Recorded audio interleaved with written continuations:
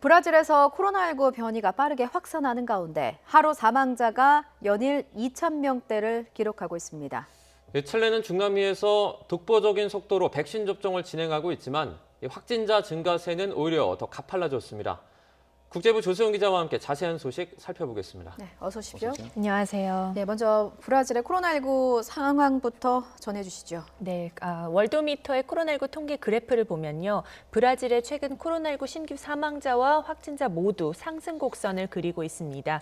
하루 신규 확진자는 지난 17일 9만 800명을 넘어서며 지금까지 1일 기준으로 최다를 기록했습니다. 이어 18일 8만 7천여 명, 19일은 8만 9천여 명이었고 20일에는 7만 명대로 떨어졌지만 여전히 높은 수치이죠. 그리고 하루 사망자는 지난 16일 2,798명으로 사상 최다를 기록한 데 이어서 닷새 연속 2,000명대로 집계되고 있습니다. 다만 존스홉킨스대 통계를 보면 하루 사망자는 16일에 2,841명으로 집계됐고 하루 신규 확진자가 가장 많은 날은 19일이었습니다. 9만 500여 명이었는데요. 월도미터는 GMT 기준으로 존스홉킨스는 미국 동부 시간에 맞춰서 일일 집계를 내놓기 때문에 조금씩 차이가 있습니다. 그렇지만 지난 일주일간 확진자와 사망자 모두 최다로 치솟은 것은 확연합니다. 이 시각 현재 브라질의 누적 확진자는 1,199만 8천여 명, 누적 사망자는 29만 4천여 명이 됐습니다. 예, 자, 주수영 기자 잠시만요. 저희가 지금 대검찰청이 한명숙 전 총리와 관련한 재소자 위증 강요 의혹 사건을 무혐의 처분하기로 결정을 하면서요. 박범계 법무부 장관의 출근길 입장을 한번 들어보겠습니다. 올라가.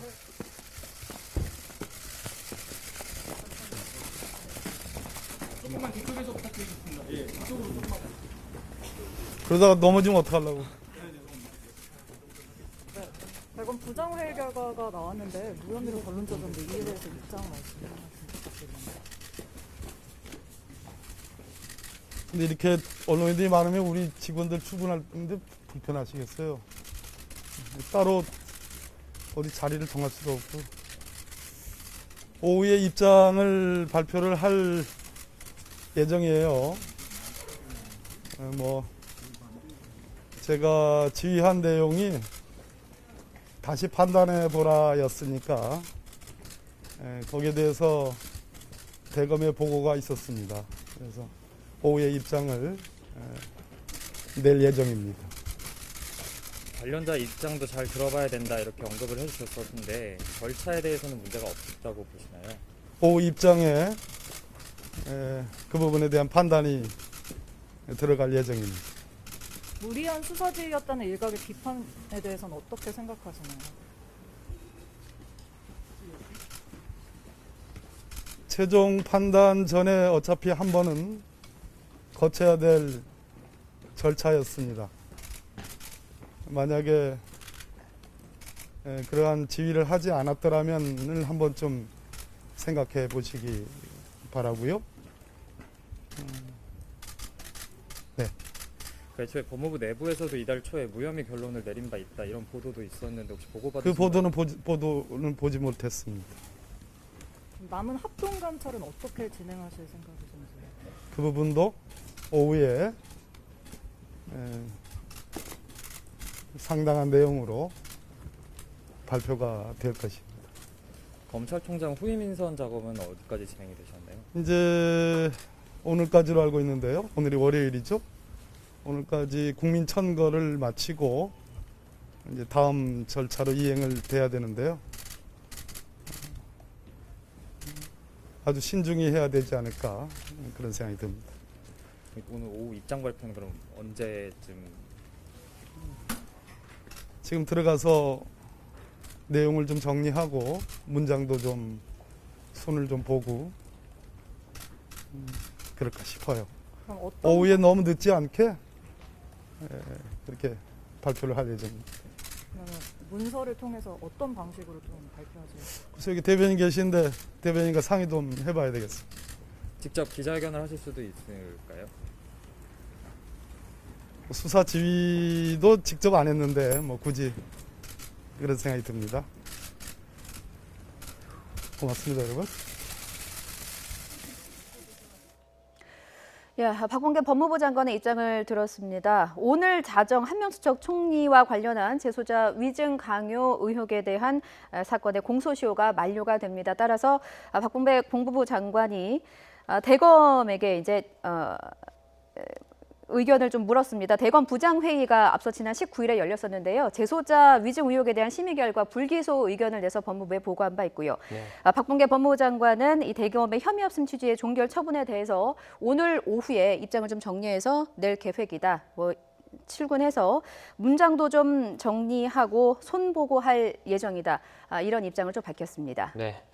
다시 한번 정리를 해드리자면 대검찰청이 이제 한명숙 전 총리 관련해서 재소자 위증 의혹 사건을 무혐의 처분하기로 최종 결정을 내렸는데요.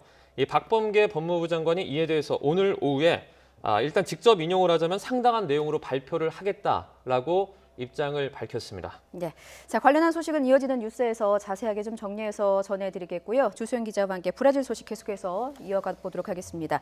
자, 브라질 상황이 굉장히 나빠지고 있습니다. 이렇게 나빠지는 이유가 특별히 있습니까? 네, 좀 전에 확진자와 사망자 통계 자세히 전해드렸는데요. 네. 현지 언론은 브라질의 코로나19 확산세가 통제불능 상태에 빠졌다고 분석하고 있습니다. 특히 아마조나스주에서 시작된 변이 바이러스의 급속한 확산세가 큰 영향을 미치고 있는 것으로 보입니다. 이 변이는 브라질 전국 27개 주 대부분 지역으로 확산한 상태입니다. 지역별 보건당국은 주민들에게 활동 자제를 당부하고 있는데요. 직접 들어보시겠습니다. Agora é o momento de ficar em casa. A gente tem uma nova variante do vírus, que é a variante P1, que está circulando na cidade, está circulando intensamente. Tem uma nova variante que pode ser mais grave do que a variante anterior. 네, 브라질발 변이는 인접국으로도 빠르게 퍼지고 있습니다. 지금까지 남미 13개 국가 가운데 아르헨티나와 페루, 칠레 등 7개 나라에서 감염자가 보고됐습니다. 위기감이 커지자 인접 국가들은 브라질과 협의 없이 국경을 봉쇄하는 등 방역 조치를 강화하고 있습니다. 그리고 세계보건기구는 브라질의 코로나19 상황이 중남미 지역뿐 아니라 전 세계를 위협할 가능성이 크다고 경고하기도 했습니다. 또 다른 중남미 국가 칠레죠. 이 칠레에서도 최근 코로나19 환자의 증가세가 이어지고 있다고요. 네, 그렇습니다. 칠레에서는 현지 시각 20일 신규 확진자가 7천 명을 넘어서면서 코로나 사태 발생 이후 최다를 기록했습니다. 지난 한 달 동안 환자 증가세가 이어지면서 누적 확진자는 93만 명을 넘어섰는데요. 특이하게도 이번 2차 유행은 백신 접종이 속도를 내는 가운데 찾아왔다고 합니다. 칠레는 지난해 12월 화이자 백신으로 접종을 시작하고 지난달부터는 중국 시노백 백신도 투입했습니다. 현재 국민의 29.3% 정도가 1회 이상 백신을 접종했고요. 2회까지 모두 마친 이들의 비율은 15%로 52.3%의 이스라엘 다음으로 전 세계에서 두 번째로 높습니다. 이렇게 접종 속도는 전 세계에서 가장 빨라서 또 하루에 인구 1.39%의 백신을 투여하고 있는데요. 오히려 대규모 접종과 함께 국민의 방역 태도가 느슨해지면서 상황이 악화한 게 아니냐는 관측이 나오고 있습니다. 네, 2차 유행을 차단하기 위해서 칠레 정부는 어떻게 움직이고 있습니까? 네, 칠레 정부는 7개월 만에 다시 봉쇄 조치를 도입했습니다. 일단은 수도 산티아고를 포함한 여러 지역에 20일부터 외출 제한이 적용되고 있고요. 브라질발 입국자에 대한 격리 기간이 연장되는 등 입국 규제도 강화됐습니다. 엔리케 파리스 칠레 보건장관은 6월 말이 돼야 인구 80%가 백신 접종을 마칠 것으로 전망했습니다. 그러면서 집단 면역이 형성되기 전까지는 긴장을 늦춰서는 안 된다고 강조했습니다. 현지 전문가들도 계속 경고의 목소리를 내고 있는데요. 직접 들어보시겠습니다. Mientras no alcancemos niveles mínimos de alrededor del 60% de toda la población con las dos dosis de vacuna, es muy difícil pensar que podamos empezar a controlar efectivamente la epidemia en términos de que empiece ya a bajar definitivamente, ¿no?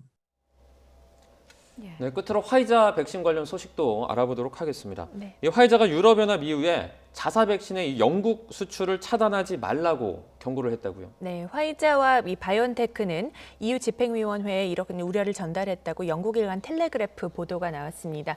화이자 측은 백신 제조에 필요한 지방 성분의 수급을 영국에 크게 의존하는데 영국을 자꾸 자극해서 수급이 중단되면 백신 생산이 몇 주 안에 멈출 것이라고 우려했습니다. 이런 경고는 최근 아스트라제네카 백신의 공급을 두고 EU와 영국 간의 갈등이 심화하는 와중에 나왔습니다. EU는 영국이 자국에서 생산한 아스트라제네카 백신을 EU에 충분히 공급하지 않는다는 입장인데요. 이에 맞서서 영국은 백신 수출을 막은 적이 없다고 반박하고 있습니다. 폰데어 라이엔 EU 집행위원장은 지난 17일 영국의 백신 수출을 차단할 수 있다고 경고한 바도 있는데 이제는 화이자까지 목소리를 내면서 관련 신경전이 더 날카로워지는 분위기입니다. 네, 그렇군요. 여기까지 듣겠습니다. 국제부 조소영 기자였습니다. 잘 들었습니다. 고맙습니다.